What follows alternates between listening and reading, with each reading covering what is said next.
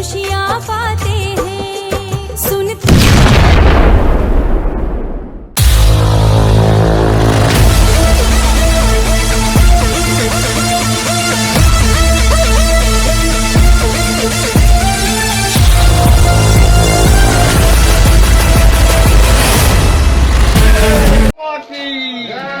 सत्या बाबा की सत्या बाबा की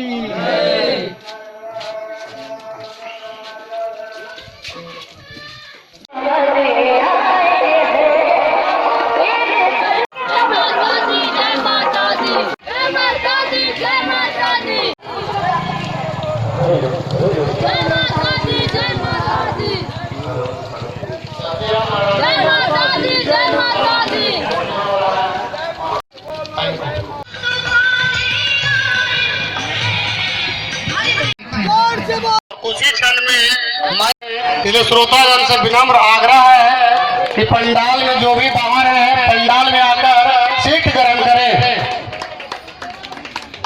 श्रोतागण से अनुरोध है पंडाल में जो भी बाहर है पंडाल में आकर सीट ग्रहण करें। सत्या महाराज जी पंडाल में प्रस्थान कर चुके हैं। श्रोतागण से अनुरोध है कि पंडाल में जल्द से जल्द प्रस्थान करें। जय माता दी जय माता दी जय माता दी जय माता। विनम्र आग्रह है श्रोतागण से जो भी खड़ा है बैठ जाए। श्रोतागण से विनम्र आग्रह है कि आप लोग समझदार हैं, अपना सीट ग्रहण करके बैठ जाए।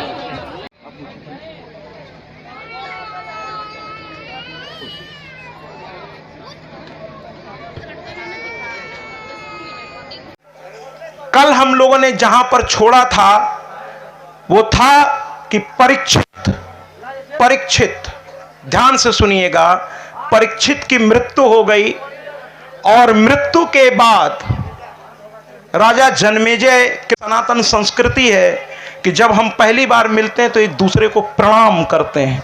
अब अपना अपना तरीका है, तो अपने अपने भगवान को, अपने अपने इष्ट को, अपने अपने कुल देवी देवता को, अपने अपने ग्राम देवी देवता को, अपने अपने नगर देवी देवता को, अपने अपने स्थान देवी देवता को, अपने अपने वास्तु देवी देवता को हम प्रणाम करते हैं। तो इसलिए जरा हाथ जोड़िए, आंखें बंद करिए और आप अपने तरीके से, और कथा को शुरू करने से पहले मैं अपने तरीके से अपने अपने भगवान को प्रणाम करिए और कहिए।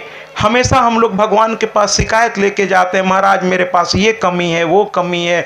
आप जरा सोचिए कि अगर आपका औलाद, आपके बच्चे रात दिन बस आपसे ये कहे हमको आज मोबाइल दिला दो, आज हमको टीवी दिला दो, नई कार दिला दो, आप उस बच्चे के प्रति आपका भाव कैसा हो जाएगा।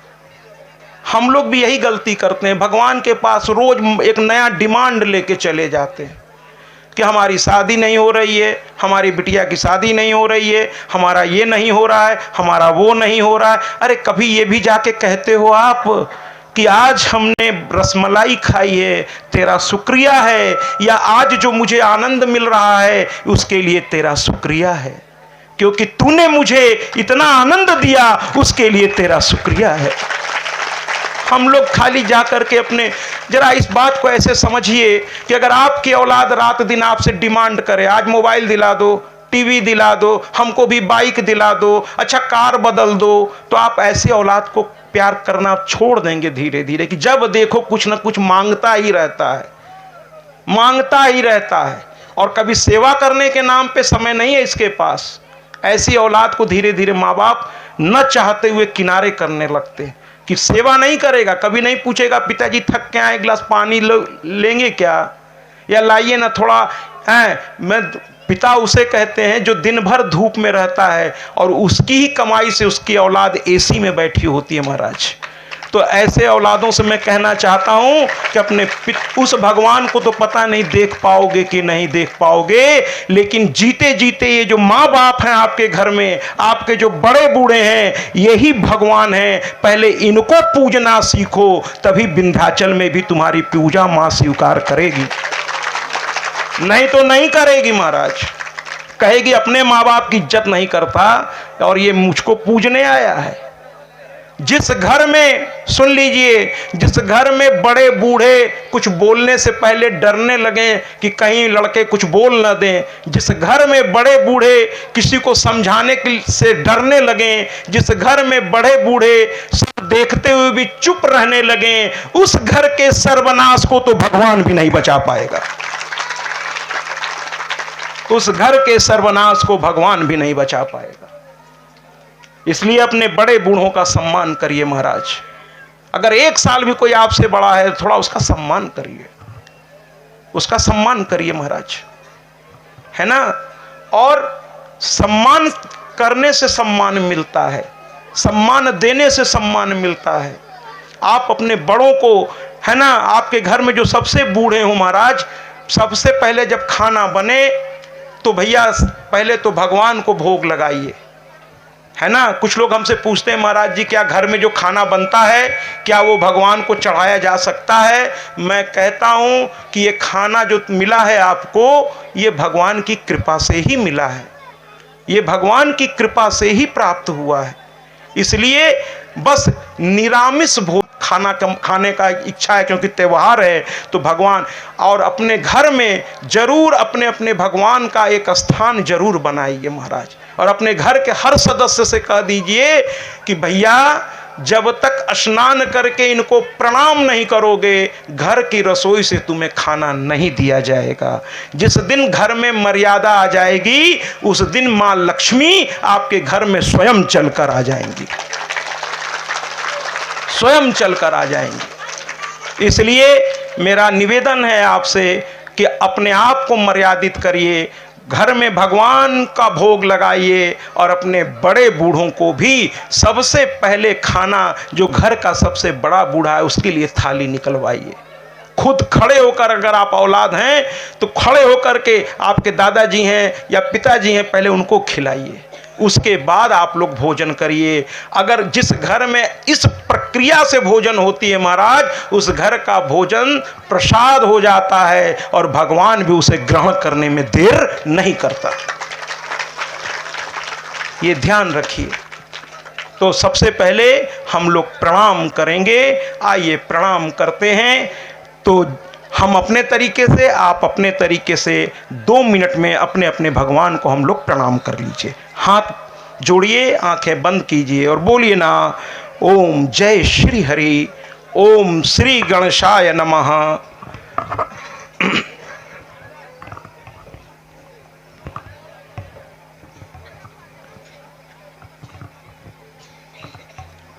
ओम जय श्री हरि, ओम श्री गणेशाय नमः। ओम जय माता की, जय माता की जय। अपनी मैया के चरणों में, अरे भैया कहीं राम देखा, कहीं श्याम देखा, लेकिन अपने मैया के चरणों में चारों धाम देखा।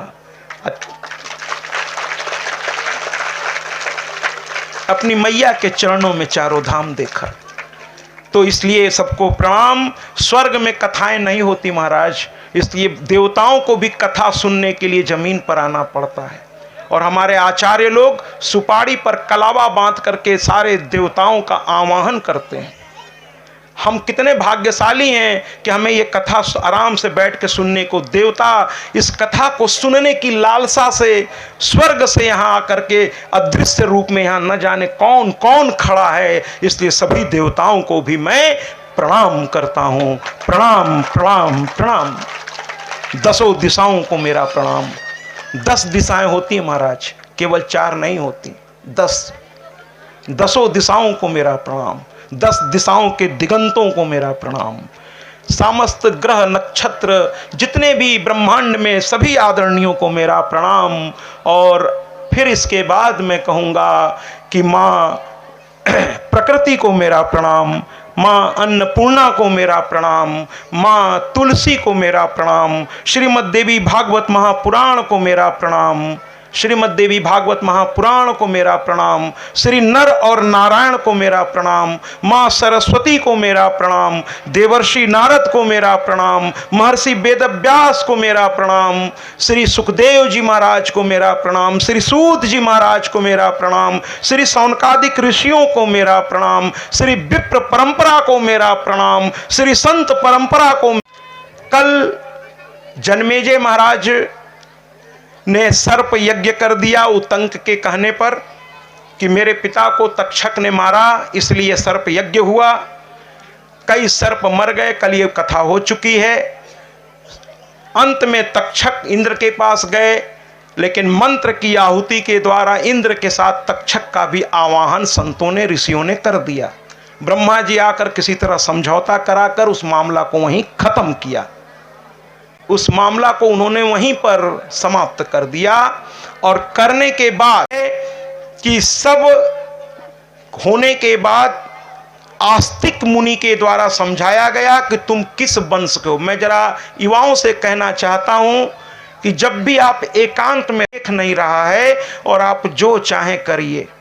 चूंकि मैं शिक्षक रहा हूं, मैं इंटर में लेक्चरर भी था, प्रिंसिपल भी था, तो मैं युवाओं से बहुत ज़्यादा बात करता हूं और मैं हमेशा उनको समझाता हूं, क्योंकि हम बूढ़ों की तो बीत गई, लेकिन युवा ही हमारा भविष्य है। अगर वो सही हो गया तो फिर इस देश को पुनः एक बार चंद्रशेखर आजाद मिलेगा, भगत सिंह मिलेगा, स्वामी विवेकानंद मिलेगा। हमें युवाओं से कहना है, उत्तिष्ठितः जागृतः प्राप्त बरं निबोधतः, उठो जागो, और जब तक लक्ष्य की प्राप्ति न हो जाए चैन से मत बैठो। मैं युवाओं को ललकारते हुए कहता हूं कि अपनी शक्ति को पहचानो। और जिस दिन मेरी बात समझ लोगे, जामवंत की बात हनुमान जी को जिस दिन समझ में आ गई कि का चुप साधि रहे बलवाना, रामचरितमानस, का चुप साधि रहे बलवाना, तो हनुमान जी जैसे ही बड़ों की, इसीलिए युवाओं से मैं कहता हूं अपने माता पिता, अपने गुरु और अपने भगवान की बात को समझना सीखो, मानना सीखो, पलट के जवाब मत दो, क्योंकि ये साक्षात भगवान का ही एक रूप है महाराज। इनकी बात को समझो। आपके माँ बाप जो कहते हैं वो आपके भले के लिए कहते हैं महाराज। आपके घर के बड़े बूढ़े आपके भले के लिए कहते हैं। हमारे हनुमान जी से सीखिए, कितना ताकत था, कितनी शक्ति थी, लेकिन चुपचाप बैठे थे। और जब जामवंत ने जाकर कहा का चुप साधि रहे बलवाना, और जैसे ही कहते हैं जामवंत के वचन सुहाए, सुनी हनुमंत हृदय अति भाए। जब युवाओं को अपने बड़े बूढ़ों की बात अच्छी लगने लगेगी तो जानते हो बच्चों आपके हाथ से फिर क्या होगा। कहते हैं जागिरी चरण देई हनुमंता, सो तो गया पाताल तुरंता। इतनी शक्ति आप में आ जाएगी। अपने माता पिता के चरणों को छूइए, अपने दादा दादी का सम्मान करिए, अपने घर के गांव के बड़े बूढ़ों का सम्मान करिए, फिर आपके आगे कोई टिक नहीं पाएगा और सारा यश, सारा वैभव आपके पीछे पीछे चलेगा महाराज, आपके पीछे पीछे चलेगा। बड़े बूढ़ों का सम्मान करिए। आइए कथा की ओर हम चलते हैं। तो हमारे जन्मेजय जी ने देखा कि मुझसे बड़ी गलती हो गई। कहने लगे मैं पांडु वंश का हूं। याद रखिए युवाओं से मैं कहता हूं, जब आप अकेले में रहिए तो कुछ भी गलत करने से पहले सोचा करिए कि एक कंधे में आपके पिता के खानदान की इज्जत है और एक कंधे पर आपके माँ का खानदान यानी आपके नाना नानी की इज्जत है। आप अकेले नहीं रहते हो महाराज, आप अकेले अपने को समझ रहे हो, एकांत में सोचते हो जो चाहे। मैं हर युवा की बात नहीं कर रहा हूं, लेकिन कुछ लोगों की बात कर रहा हूं कि एकांत पाते ही वो गलत सोच लगने लगते हैं। याद रखिए आपकी हर हरकत, आपकी अच्छी चीज आपके दादा दादी और नाना नानी और उनके पूरे खानदान की इज्जत को बढ़ाएगा अगर आप अच्छा काम करेंगे। लेकिन आप बुरा करेंगे तो लोग आपको बाद में कहेंगे, लोग कहेंगे पता नहीं किसकी औलाद है ये। बताइए माँ बाप की क्या गलती, वो तो बेचारे वहां हैं भी नहीं, लेकिन आपके कर्मों के चलते उनको लोग सुनाएंगे कौन से माँ बाप की ये औलाद है ना भैया। तो ध्यान रखिए, जब आप किसी कुल या खानदान में जन्म लेते हैं तो उस कुल खानदान का नाम, उनकी दौलत, उनकी शोहरत, उनकी इज्जत सब आपके साथ होती है, सब आपके, और उसका सम्मान करना सीखिए। उसके लिए कहते ना रघुकुल रीति सदा चली आई, प्राण जाय पर बचन न जाई, है ना। ये सब रामचरितमानस, मेरा तो विषय देवी भागवत है। तो मैं वापस अपने विषय पर आता हूं कि देवी भागवत में जब जन्मेजय को पछतावा होने लगा महाराज, तो जन्मेजय ने फूट फूट के रोना शुरू कर दिया। एक बच्चों की तरह रोने लगे कि मैं पांडु पुत्र होकर पांडु के वंश का होकर ये मैंने क्या कर डाला, बेकसूर इतने सांपों को मैंने जलवा दिया। रोने लगे। उसी समय महर्षि वेदव्यास, कल ये बात हो चुकी है, महर्षि वेदव्यास पधारे। महर्षि वेदव्यास पधारे और वेदव्यास जब पधारे हैं महाराज, तो कुल मिलाकर के वेदव्यास के चरणों को, जब कोई संत या विद्वान आपके क्षेत्र में किस्मत से आ जाए, जल्दी ये मिलते नहीं महाराज, लेकिन कोई संत और विद्वान अगर आपके क्षेत्र में आ जाए तो मौका निकाल करके अगर हो सके तो उसे अपने घर जरूर एक बार बुलाइए, है ना। अगर वो आ जाए तो ये उसका बड़प्पन है। बुलाइए और उसको अपना घर दिखाइए, अपना पूजा घर दिखाइए और कहिए महाराज कुछ हो सके तो हमारे परिवार के कल्याण के लिए कुछ हमको। और जो वास्तविक संत होगा वो आपको जादू टोना, तंत्र मंत्र, पुड़िया ये सब नहीं देगा, नहीं देगा। किस्मत अगर बदलनी हो ना महाराज, कहते हैं ना ब्रह्मा जी भाग्य लिखते हैं, मैं कहता हूं कि आप अपने भाग्य के स्वयं ब्रह्मा हैं। कोई और ब्रह्मा तो हैं, लेकिन आप अपने भाग्य के स्वयं विधाता हैं। अब आप कहेंगे कैसे? आपका कर्म ही आपके आने वाले भविष्य को तय करता है। वर्तमान में जो आप कर रहे हैं वही भविष्य में आपको भोगना पड़ेगा। अगर जो छात्र साल भर मेहनत करता है तो उसको कोई फेल नहीं कर सकता। इसलिए वर्तमान, कहते हैं ना कि हमारी दशा बड़ी खराब है। अक्सर लोग हमसे अकेले में बातें करते हैं, अपने दुख सुख कहते हैं। बड़े बड़े लोगों के जब हम कथाओं में जाते हैं तो उनके घरों में भी जाने का मिलता है, तो लगते हैं बताने कि महाराज भगवान ने सब दिया लेकिन फिर भी ये दुख है। तो मैं कहता हूं कि भैया ऐसा है कि अगर आप अपनी दशा बदलना चाहते हैं तो एक ही काम करिए, अगर दशा बदलनी है तो अपनी कर्म की दिशा बदल दीजिए, दशा अपने आप बदल जाएगा। किसी तंत्र मंत्र की जरूरत नहीं है, किसी ओझा थोजा के यहाँ जाने की। 100 में, मैं किसी का बुराई नहीं कर रहा हूँ महाराज, मैं हाथ जोड़ के कहता हूँ कि 100 में 99 जो है बस ऐसे ही हैं। किसी एक को शायद ज्ञान होगा, जरूर होगा महाराज। मैं ये नहीं कहता कि तंत्र में शक्ति नहीं है, मंत्र में तो बहुत शक्ति है महाराज, लेकिन उसको सही ढंग से उच्चारण किया जाए। उसका नाद होता है, हर मंत्र का अपना एक नाद होता है, एक स्वर होता है, एक छंद होता है, एक उसके देवता होते हैं। बिना उसकी जानकारी के अगर उस मंत्र को आप जपेंगे तो क्या लाभ होगा? वरना मंत्र से लाभ तो बहुत है। इसीलिए जब विद्वान मिले तो उनसे ये मत कहिए कि हमारे लड़के की नौकरी कब लगेगी, तो हमारा ये कब होगा। उससे कहिए, क्योंकि गीता में भगवान कृष्ण ने कहा है, अर्जुन ने पूछा है कि क्या आप लोगों को सुख देते हैं? भगवान ने कह दिया, सुन के आपको आश्चर्य होगा। भगवान ने कहा, सुनो अर्जुन, गीता पढ़िए। गीता में कहा है भगवान ने कि न तो मैं सुख देता हूं किसी को और न मैं दुख देता हूं। सुन लीजिए, न मैं सुख देता हूं न मैं दुख देता हूं। तब अर्जुन के मुंह से निकल गया, फिर आपकी पूजा क्यों की जाए जब आप सुख देते नहीं, दुख देते नहीं, और ये हमारे कर्मों का नतीजा होता। अच्छा करेंगे सुख पाएंगे, बुरा करेंगे दुख पाएंगे, तो फिर आपकी क्या जरूरत? अर्जुन ने पूछ दिया कि फिर आपकी पूजा क्यों की जाए? तो भगवान मुस्कुरा दिए। और गीता का ये संस्कृत का 2 शब्द मैं आपके सामने रखना चाहता हूं।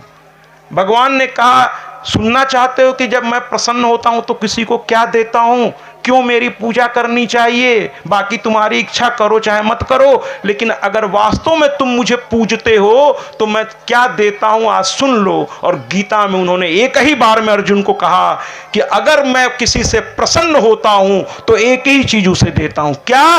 ददामि बुद्धि, मैं उसे बुद्धि दे देता हूं, मैं उसे बुद्धि दे देता हूं, मैं उसे बुद्धि दे देता हूं, यानी सही और गलत की पहचान दे देता हूं। मैं उसे सही और गलत की पहचान दे देता हूं, यानी मैं उसे विवेक दे देता हूं, मैं उसे ज्ञान दे देता हूं, मैं उसे वैराग्य दे देता हूं। वो समझने लगता है कि क्या करने से मेरे जीवन में सही दिशा आएगी और क्या करने से गलत। इसलिए ये जो कथाएं हैं, ये जो भगवान के यज्ञ हैं, जो हवन है, जो पूजा पाठ है, ये आपको सिर्फ एक दिशा देने का काम करती है।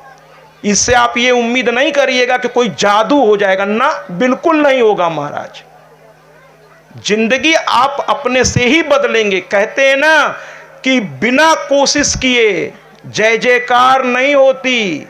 वो कहते ना कि हिम्मत करने वालों की हार नहीं होती और बिना कुछ किए जय जयकार नहीं होती। करना आप ही को पड़ेगा। भगवान ने गीता में संदेश दिया है कि मैं सारथी बनूंगा लेकिन तुम्हारे तरफ से युद्ध नहीं करूंगा। बोलो चलूं? अर्जुन समझदार थे, कहे अगर आप सारथी होंगे तो मेरी दिशा गलत नहीं होगी, और जब दिशा गलत नहीं होगी तो मेरी दशा भी बिगड़ेगी नहीं, इसलिए आप मेरे सारथी बनिए। भगवान को अपना सारथी बनाइए महाराज। कहिए आप मुझे रास्ता दिखाओ कि मुझे किधर चलना है, किधर चलना है, क्या करना है मुझे। तो कुल मिलाकर के जन्मेजय, बाकी तो मैया की कृपा से मैं कर ही रहा हूं। तो कहने का तात्पर्य यह है कि जन्मेजय व्यास जी का पैर पकड़ लिए, कहने लगे मुझे ऐसी कथा सुनाओ जो मेरे परिवार को सुख शांति समृद्धि दे दे। और कल मैंने देवी भागवत का पहला श्लोक बताया था, महात्म का पहला श्लोक, कि देवी भागवतम नाम पुराणम परमोत्तमम तरलोक के जननी साक्षात गियते यत्र शाश्वती। ये देवी भागवत के महात्मा शुरू की देवी भागवत, और उधर क्या हुआ आइए देखते हैं। अरे ये क्या हो रहा है, अरे बाप रे, ये तो ब्रह्मा जी का यहाँ पर सभा लगी हुई है। चारों वेद खड़े होकर के, अब हम लोग देवी भागवत की कथा में बड़ी तेजी से प्रवेश कर रहे हैं कि चारों वेद खड़े होकर ब्रह्मा जी की स्तुति कर रहे हैं। समस्त देवी देवता ब्रह्मा जी की स्तुति कर रहे हैं महाराज, समस्त देवी देवता। और ब्रह्मा जी आसन पर बैठे हुए हैं, कमल के आसन। बड़ी मुस्कुराहट है, बड़ी प्यार भरी मुस्कुराहट है। और ब्रह्मा जी के सामने सभी लोग खड़े होकर उनकी जय जयकार कर रहे हैं। उसी समय हमारे जो ऋषि हैं, हमारे कुछ संत हैं, वो ब्रह्मा के दरबार में प्रवेश करते हैं। और वो ऋषि और संत कौन हैं? तो कहते हैं सौनकादिक ऋषि हैं, एक दो नहीं। कहने लगे हे देव, हम बड़े घबरा गए हैं, हम बहुत चिंतित हैं। अब ब्रह्मा जी को हंसी आ गई। ब्रह्मा जी कहने लगे, महाराज जन्मेजय जी व्यास जी से कहे, और व्यास जी ने कथा शुरू की कि ब्रह्मा जी की सभा में सौनकादिक ऋषि, और एक दो ऋषि नहीं महाराज, 88,000। जरा कल्पना कीजिए। और एक साथ जयकारा लगाते हुए ब्रह्मा जी के दरबार में उन्होंने प्रवेश किया। उनके साथ हम लोग भी जयकारा लगाते हैं। जयकारा शेरा वालिदा, बोल साचे दरबार की। बच्चे आए हैं, और कभी माँ बाप के सामने खुश होके भी बैठिए। आपकी औलाद जिस दिन खुश होके आपके सामने आती है, आप खुद मुस्कुराने लगते हैं कि आज हमारे बच्चे बहुत खुश हैं। और जो बच्चा 24 घंटे रोता हुआ आपके पास आता है तो आप झल्ला जाते हैं कि जब देखो ये रोता ही रहता है। तो कृपा करके भगवान के सामने प्रसन्न होकर कहिए कि तेरा शुक्रिया कि आज तूने मुझे अपना कथा रूपी इस अमृत का पान करने का सौभाग्य दिया है, इसका तेरा शुक्रिया। इसलिए और शुक्रिया कैसे करेंगे? जयकारा लगाकर, जब अच्छा लगे तो ताली बजाकर, और कोई गीत में जब भाव जगे तो मीरा की तरह उठकर नृत्य करने से। और याद रखिए, कल भी मैंने कहा था, शादी में जो हम लोग 20-20 हजार के कपड़े पहनकर सड़कों पर नाचते हैं महाराज, वो नाच कहलाता है। लेकिन जो भगवान के दरबार में उठकर जब गाना बजे, गीत बजे भगवान की भक्ति का, और उसमें भाव जग जाए ठाकुर रामकृष्ण परमहंस की तरह, या चैतन्य महाप्रभु की तरह, या मीराबाई की तरह, और जब वो उठ करके अपनी जगह पर भगवान के लिए उसको होश ना रहे कि अगल बगल कोई क्या कहेगा, बस मेरे भगवान मुझको देख रहे हैं और मैं उनको खुश करूंगा। अगर उस गीत में अगर आप नृत्य कर उठेंगे तो माँ को भी लगेगा कि आज मेरा बच्चा बहुत खुश है। और अगर वो मुस्कुरा दी तो फिर तो इस गांव का क्या, इस गांव के 10 गांव क्या, पूरे इस ब्रह्मांड का लाभ हो जाएगा। तो आज मेरी माँ को इतना मुस्कुराइए कि आज इस पूरे संसार का लाभ हो जाए, सबका कल्याण हो जाए। सर्वे भवन्तु सुखिनः सर्वे सन्तु निरामया। इसलिए आइए हम इस कथा को और गहराई की ओर ले चलते हैं। तो सौनकादिक ऋषि जो है कहने लगे, हे देव, हम लोग बहुत घबराए हुए हैं। ब्रह्मा जी ने कहा, ऐसा क्या हो गया? तुम लोग तो संत हो, और संतों को किस बात की चिंता? तुम्हारी तो न परिवार होता है न कोई होता है। अगर तुम लोग भी इस तरह चिंतित होने लगोगे तो इस संसार का क्या होगा? कहने लगे ऋषि क्या बताएं महाराज, हमको भौतिकवादी चिंता नहीं हो रही है, हम लोग कोई गृहस्थ नहीं है कि हमको भौतिकवादी चिंता नहीं सता रही है। अब आप कहेंगे साहब भौतिकवादी चिंता क्या होती है? अपने औलाद की चिंता, अपने परिवार की। अच्छा, एक मज़ेदार बात आपको बताएं कि जिंदगी भर कुछ लोग धन धन धन, यानी बस हाय पैसा हाय पैसा हाय पैसा, जीवन भर किसका कैसे, मैं सबकी बात नहीं कर रहा हूं महाराज, लेकिन कुछ लोग पता नहीं मतलब जितना पाए उनको संतोष ही नहीं है महाराज, कैसे कहां से क्या ले लें महाराज, है ना। जीवन भर धन धन करते हैं, लेकिन शायद भूल जाते हैं कि जब तेरही का, भगवान न करें आपकी उम्र बहुत लंबी हो, लेकिन जीवन का सत्य आज नहीं कल सबको जाना है। और जब तेरही का कार्ड छपता है लोगों को निमंत्रण देने के लिए, तो उसमें जानते हैं आपके लिए, भगवान न करें, लेकिन जो जिसकी मृत्यु होती, मैं उसकी बात कर रहा हूँ कि जीवन भर धन धन करते हैं और शोक पत्रिका में उनके नाम के आगे एक ही शब्द लगाया जाता है, निधन। निधन, समझ रहे हैं? सिकंदर जो विश्व विजेता बनने निकला था, जब मरने के समय नजदीक आया तो लोगों से कहा मेरा हाथ बाहर की ओर, जब मेरा श्मशान यात्रा निकले तो मेरे दोनों हाथ बाहर की ओर कर देना। लोगों ने कहा ऐसा क्यों? तो कहा कि दुनिया को मैं बताना चाहता हूं कि जीवन भर मैंने लोगों को मार मार करके अपने विश्व विजेता बनने का ख्वाब पूरा करने में लगा था, लेकिन जब ये सिकंदर मरा तो दोनों हाथ खाली था। वो कहते हैं ना कुछ लेकर आए हो ना कुछ लेकर जाओगे, तो फिर क्यों छोटे से इस जिंदगी में आप दूसरों को सताने के। मैं सबकी बात नहीं कर रहा हूं, लेकिन कहते हैं ना जो दीनों का साथ दे। जैसे देखिए मुझे बहुत अच्छा लगा, एक सज्जन देखिए मेरे निवेदन पर, वो कमेटी के ही हैं, तुरंत उठ करके व्यवस्था बनाने में लग गए। बहुत अच्छी बात है महाराज। ऐसे सभी व्यक्तियों के लिए जो इस कमेटी में या इस गांव का हर वो व्यक्ति जो इस कार्यक्रम को सफल करने में रात दिन एक किया, उनके लिए एक जोरदार तालियां हो जानी चाहिए। ये उन्हीं लोगों की मेहनत का नतीजा है कि आपको ये आनंद प्राप्त हो रहा है। आप सब इसके लिए धन्यवाद के पात्र हैं महाराज। तो कुल मिलाकर के कहना मैं चाहता हूं कि यहाँ पर कहने लगे शौनकादिक कि मुझे और किसी चीज़ की चिंता नहीं है, मैं संसारिक लोग हम लोग नहीं हैं, हम तो संत हैं, हमें पैसे रुपए का क्या मतलब, हमें लड़के लड़की से क्या, हम लोग जानते हैं कि ये सब संसार का माया मोह है। कभी अकेले में बैठ के सोचिएगा, बड़ी मज़ेदार बात मैं आपके सामने बड़ी विनम्रता से रखना चाहता हूँ। कभी एकांत में कमरा बंद कर लीजिए, अकेले में बैठिए और ज़रा सोचिएगा कि आपका नाम क्या है। तो आपका जवाब ये होगा कि भाई मेरा नाम, एक मान लीजिए कोई भी अमित सिंह मेरा नाम है, तो पूछिएगा अपने आप से कि क्या आप अमित सिंह हैं? अरे भाई जब आपका जन्म हुआ तब ये अमित सिंह नाम, अमित नाम या तो आपके दादाजी ने या नाना जी ने या पिताजी ने रख दिया, तब से आप अमित हो गए, वरना आपके अंदर की जो आत्मा है वो अमित सिंह नहीं है। वो तो आपके शरीर का नाम, एक पहचान के लिए, एक आधार कार्ड पे पहचान के लिए। वास्तव में आप कौन है? कभी पूछिए, पसीना आने लगेगा कि जन्म से पहले भी तो आप कहीं तो होंगे। क्योंकि अगर फिजिक्स के लॉ को आप मानते हैं, केमिस्ट्री के लॉ को, चूंकि मैं शिक्षक हूं, थोड़ा मेरा कथा की शैली औरों से अलग है, तो क्या साइंस कहता है कि कोई चीज विनष्ट नहीं होती, केवल उसका स्वरूप परिवर्तित होता है। तो आत्मा अजर और अमर है।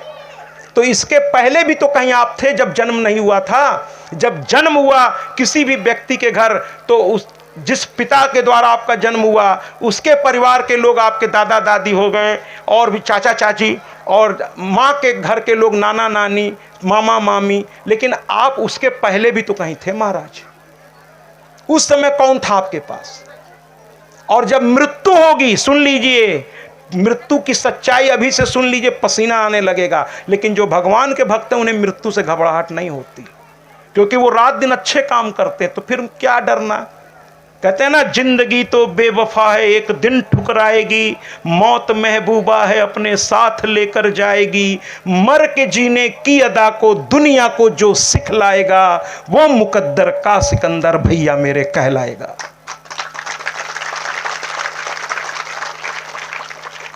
समझ रहे महाराज? तो इस जिंदगी में कुछ ऐसा कर जाइए कि मरने के बाद भी लोग आपको याद